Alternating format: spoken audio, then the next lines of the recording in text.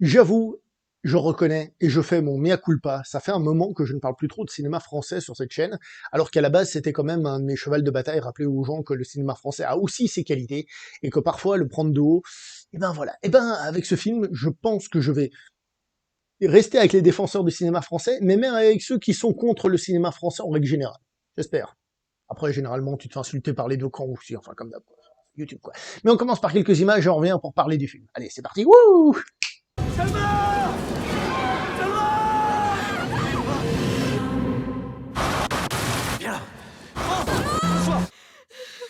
On va parler donc aujourd'hui du film Acide, réalisé par Juste Philippot.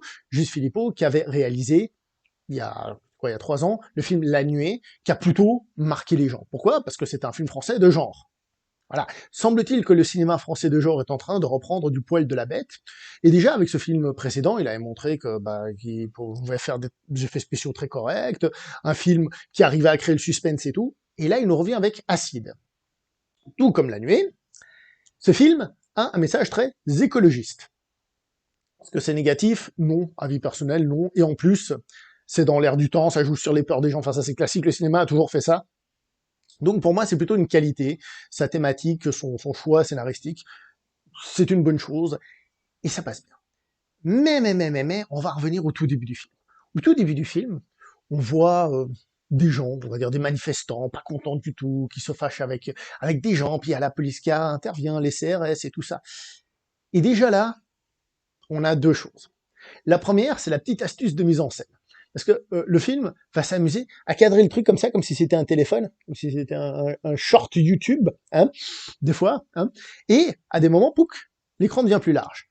Quand il est comme ça, en mode vertical, c'est quand on a le point de vue de ces manifestants, pas contents. Quand on a le point de vue horizontal, c'est quand on a le point de vue des CRS, de la police. Et c'est tout con, mais ça a déjà son petit charme. Pourquoi? Parce que ça veut dire que c'est le peuple qui a son téléphone, qui peut filmer ce qu'il veut, etc., etc. Et l'autre, que c'est l'État, que c'est un peu le fric, il faut avoir la caméra pour filmer, etc., etc. Donc rien que ce choix de plan a déjà pas mal de petites significations, c'est super intéressant. Bref, moi j'ai trouvé ça d'entrée de jeu malin, en tout cas. Il y a autre chose que l'on constate directement dans cette scène d'introduction, c'est qu'en fait, cette scène, elle fait très... Très français.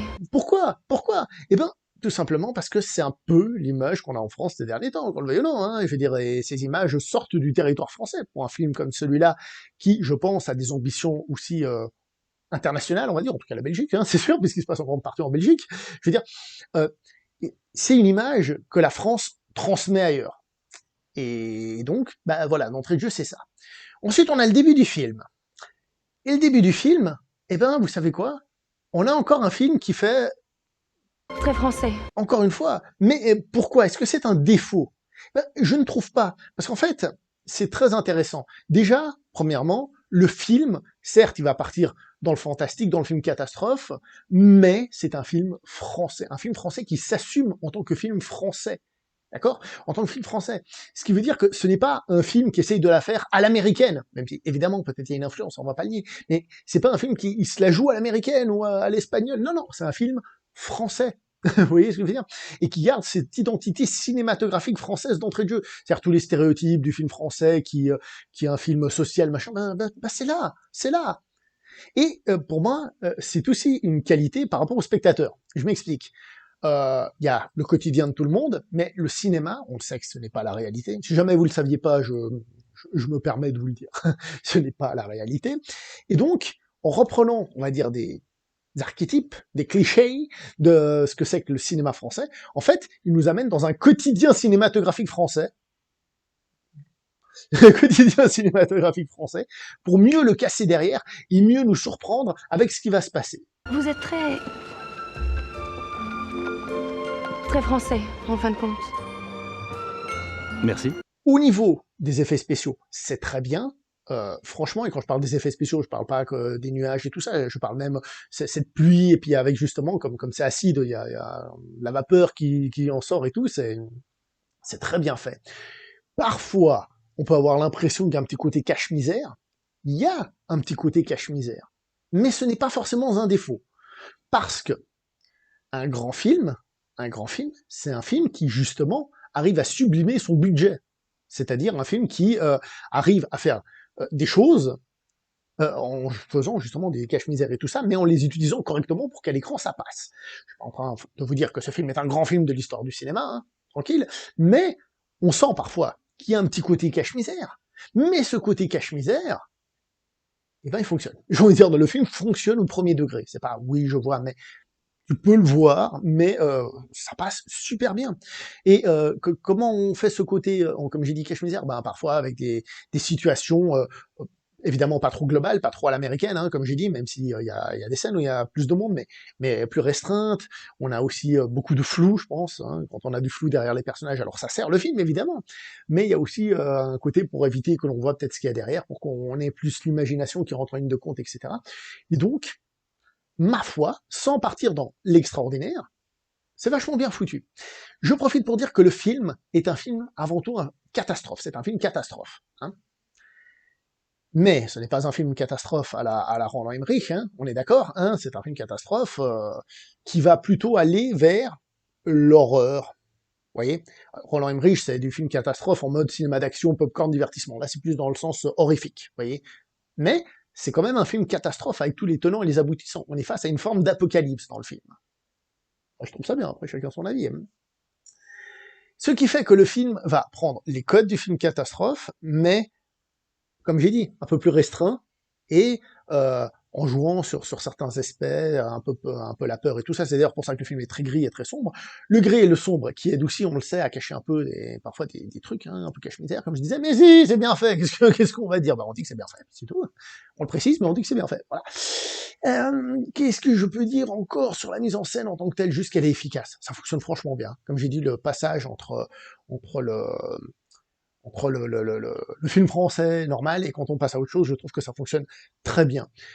Les acteurs, ils sont, j'ai trouvé, très bons. Guillaume Canet, qui, en plus, d'ailleurs, Guillaume Canet, bah, c'est un acteur bien français, vous voyez ce que je veux dire? Dans tous les sens du terme, bah, il s'est prouvé vachement bien. Ah, hein, il n'y a pas grand-chose à dire, là, il s'est fait défoncer dernièrement pour son Astérix.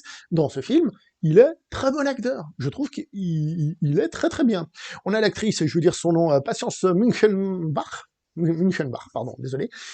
Elle aussi. Bref, tous les acteurs du film, je les ai trouvés très bien. J'ai pas grand chose à dire. Alors bon, évidemment, si on passe le temps peut-être à analyser un acteur et tout ça, on verra des trucs. Mais globalement, ça fonctionne très bien. Et l'un des points forts de ce film, c'est que on va regarder le ciel autrement. On va regarder les rivières largement autrement, croyez-moi. On va les voir autrement.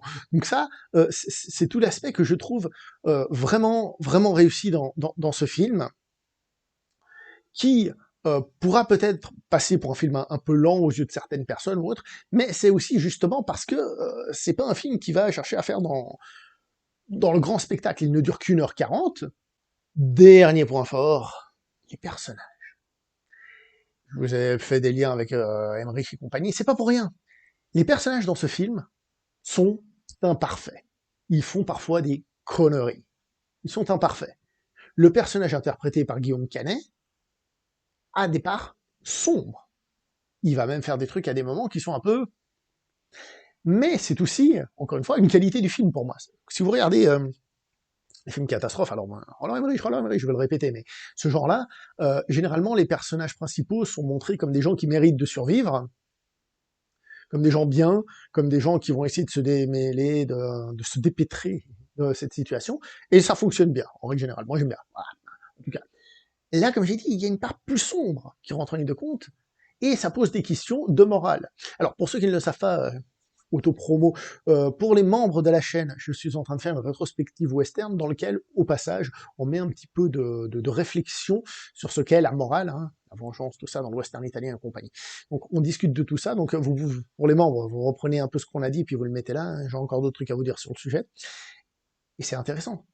Comment réagirait une personne normale, pas un héros gentil, blanc, etc., un héros gris, comment, comme le film, comment réagirait une personne grise? Non,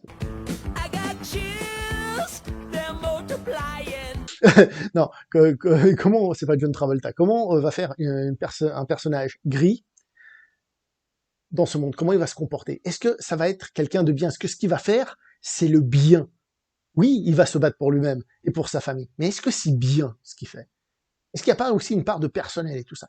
Et le film traite tout ça avec légèreté, avec du divertissement, mais du divertissement, j'ai envie de dire, un peu plus... Ali, c'est pas le terme, un peu plus arty non plus, un peu plus... comme j'ai dit, un peu plus restreint, comme ça, entre nous, j'ai pas le terme exact là, tout de suite, mais vous avez compris. Je vais donc m'arrêter là. Moi, je vous recommande ce film.